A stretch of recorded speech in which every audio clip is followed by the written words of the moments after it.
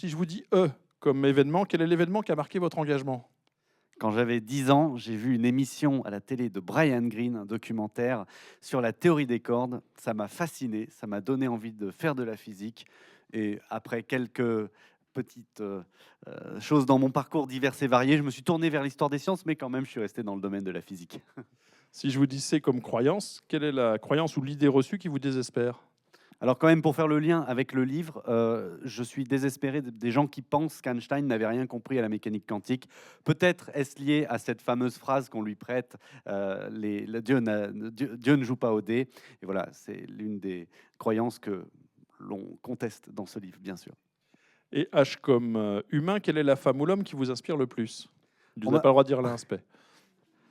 Alors c'est dommage parce qu'on m'a posé cette question récemment et j'avais répondu justement à Alain Aspect, mais il n'était pas là à ce moment-là, donc je ne me dédie pas. Mais mon autre directeur de thèse, Olivier Darigol, qui est historien des sciences, est une personne absolument formidable et j'ai une grande admiration pour lui. Donc je répondrai aussi à Olivier Darigol.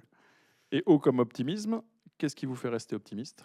Eh bien, le fait que vous soyez là ce soir, parce que on a vécu quand même, notamment pendant le Covid, une grande période de défiance envers la science et le fait que vous soyez là, que vous soyez intéressé par ce livre, eh ben, je pense que c'est une belle preuve que la science a encore de beaux jours devant elle. Je vous remercie. Monsieur Aspect, à vous. Si je vous dis E comme événement, quel est l'événement qui a marqué votre engagement? Alors, incontestablement, la lecture du papier de John Bell, qui montrait d'une façon si claire que si on suit le point de vue d'Einstein, on a une conclusion. Si on suit le point de vue de Bohr et de la mécanique traditionnelle, on a une autre conclusion. Un raisonnement a l'air aussi impeccable que l'autre, et on va pouvoir trancher entre les deux par une expérience. Ça a littéralement changé ma vie, mais je suis tombé à la renverse quand quand j'ai lu cet article. C comme croyance, quelle est la croyance ou l'idée reçue qui vous désespère? Alors, l'idée reçue qui me désespère, c'est les gens qui n'ont pas la moindre idée et encore moins la moindre confiance dans la méthode scientifique, alors que tous les bienfaits que nous avons à notre disposition reposent sur l'efficacité et la robustesse de la méthode scientifique. H comme humain, quelle est la femme ou l'homme qui vous inspire le plus? Oh, vous avez vu le titre du livre? Alors, j'hésitais entre Monsieur Hirsch et Albert Einstein, mais les deux sont très importants pour moi. Mais je pense quand même que je vais rester sur Einstein.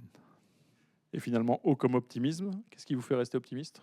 C'est le fait que s'il y a un certain nombre de gens qui pensent que la Terre est plate, en fait, il y a beaucoup de gens qui sont intéressés par la science. Le public que l'on a ce soir le montre.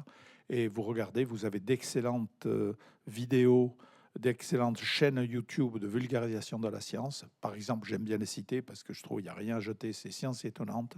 Et vous avez des centaines de milliers de followers, comme on dit. Ça me rend quand même optimiste.